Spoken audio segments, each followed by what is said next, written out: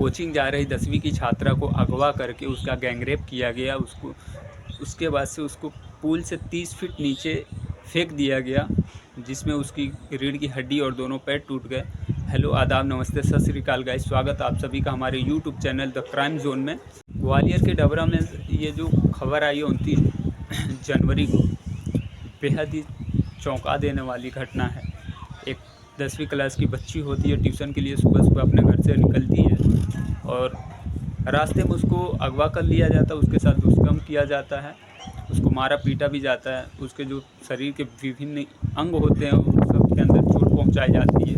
बहुत ही हैवानियत तरीके से इस घटना को अंजाम दिया जाता है और जब बच्ची चीखने चिल्लाने लगती है तो उसको पुल के ऊपर से नीचे फेंक दिया जाता है, जो कि पुल की ऊंचाई जो रहती है वो 30 फीट रहती है। बच्ची जब ऊपर से नीचे गिरती है तो उसकी कमर की हड्डी, दोनों पैर टूट जाते हैं। तो हम पर्सनली ऐसा अपील करते हैं हमारे जो गवर्नमेंट है, जो भी सरकार है हमारी, कड़ी से कड़ी सज़ा मिले, ना ही इनको बल्कि जो भी ऐसा करे कहीं पे भी हो, पूरे देश में कहीं पे भी कोई ऐसी घटना को अंजाम देने की हिम्मत ना कर सके, क्योंकि ये सब बहुत ही शर्मनाक घटना है।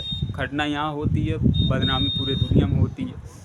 तो हमारे देश में बहुत सारे केसेस सामने आए हैं, जो कि निर्भया में भी देखा गया था, तो इसमें सज़ा मिली थी। बट ये लोग को ये जिस तरीके से सज़ा दी जाती है, क्या इतना काफ़ी होता है? एक दूसरे को देख के सीखना चाहिए ये लोग को कि अब ऐसा नहीं कुछ सामने करना चाहिए, या अब नहीं करा जाएगा ऐसा कुछ। ये लोग को कुछ तो ऐसा दिया जाए जिस पे दिमाग ये लोग का जाए ही नहीं, क्योंकि इस लेवल का घटना को अगर अंजाम देता है, इंसान भूल जाता है, शैतान बन जाता है, एकदम से हैवान बन जाता है ऐसी ऐसी घटना को अंजाम दे के। तो क्या करेंगे आप? जो भी बहन बेटी है, कौन से हिसाब से बाहर निकलेंगी, आएंगी, जाएंगी? इसका कोई सोल्यूशन है आपके पास? नहीं है। क्यों? आप ही में और हमारे में से ही निकल के आते हैं ये सब। ये जिस लेवल के आते हैं, ये जिस लेवल का क्राइम होता है, जिसको रेपिस्ट कहा जाता है, इस लेवल का इनका दिमाग होता है कि इनके दिमाग में गोबर भर दिया जाता है। इनके आगे पीछे और कुछ भी नहीं सोचता है, बस वो एक ही चीज़ के लिए पड़ जाते हैं। उसके बाद से फिर वो जब घटना को अंजाम दे देते हैं, उसके बाद से फिर निर्भया के जैसा केस आता है सामने कि रो रहे हैं, बिलख रहे हैं, ये कर रहे हैं, वो कर रहे हैं। तो ये सब पहले क्यों नहीं आपके दिमाग में चलता है? चाहे वो किसी भी केस का हो, मुजरिम किसी भी केस का हो, और रेप केस में जिस तरीके से हैवानियत दिखाई जाती है उस तरीके का, तो फिर उसके बाद से पैसा दे करके वकील खड़ा कर लेते हैं, ऐसा नहीं वैसा, वैसा नहीं वैसा। तो ये जो वकील होते हैं, जो रेपिस्टों के साथ जो खड़े होते हैं, ये सुअर लोग के पास कम से कम इतना तो दिमाग होना चाहिए कि किसके साथ खड़े हो। अगर किसी को फंसाया जा रहा है तो वो अलग की बात है, अगर किसी को जबरन उसमें घसीटा जा रहा है तो भी अलग बात है। अगर आप जानबूझ के उस चीज़ में हो तो आप भी दोषी हो। आखिर में ये लोग के पास इतनी हिम्मत कहाँ से आती है? कौन ये लोग को इतनी हिम्मत दे देता है कि खुले में कुछ भी कर लें? बहन बेटी यानी कि घर के बाहर नहीं निकले। किसी के भी घर का हो, कल आपके वहाँ हुआ, परसों हमारे वहाँ होगा, उसके बाद किसी और के वहाँ होगा। इसी तरीके का माहौल अगर रहा तो बहन बेटी किसी के भी घर के बाहर नहीं निकल पाएंगे। कौन से हिसाब से आप निकालोगे बहन बेटी को? आए दिन कुछ न कुछ घटना आ जाती है। और ग्वालियर का ये जो घटना है, ये बेहद ही शर्मनाक और चौंका देने वाला घटना है।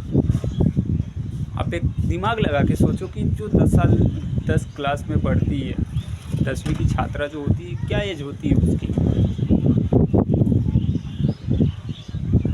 हमारी जो सरकार है, जो भी उनसे हम रिक्वेस्ट करना चाहेंगे कि जो भी इस क्राइम लेवल का हो, कोई भी हो सकता है, उसके खिलाफ सख्त से सख्त एक्शन और कार्रवाई होनी चाहिए। उस पर ऐसी कार्रवाई की जाए कि देखने वाला उससे सबक ले।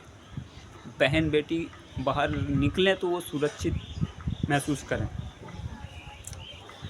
अभी इसमें एक केस सामने आया है कि जो 2 लड़के अपराधी थे, उसके माँ बाप लेके उसको पहुंच गए थाने पे। डबरा वाले केस की बात कर रहे हैं। लड़की के माँ बाप बोल रहे हैं हमारे लड़के को फंसाया जा रहा है। अब क्या सही है क्या गलत वो हम नहीं जानते और आप लोग भी नहीं जानेंगे। जब तक पुलिस बारीकी से जांच नहीं कर लेगी तब तक कुछ भी कहा नहीं जा सकता।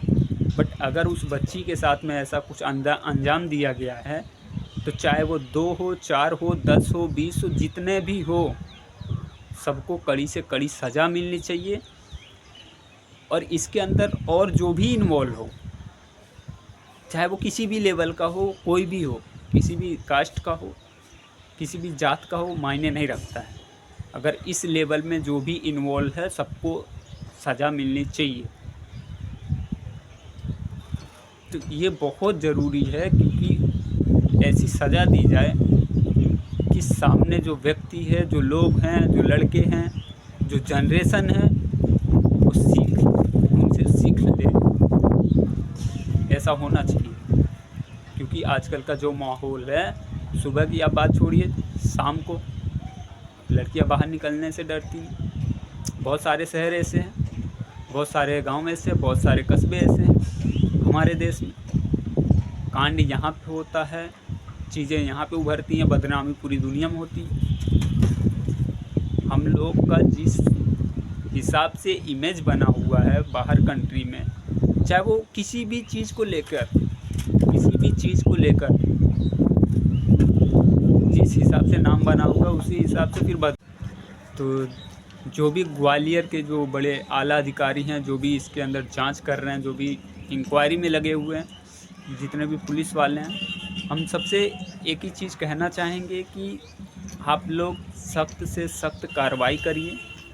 जो भी इस तरीके का काम किया है, उसमें इन्वॉल्व है, हर उस व्यक्ति के ऊपर कार्रवाई होनी चाहिए।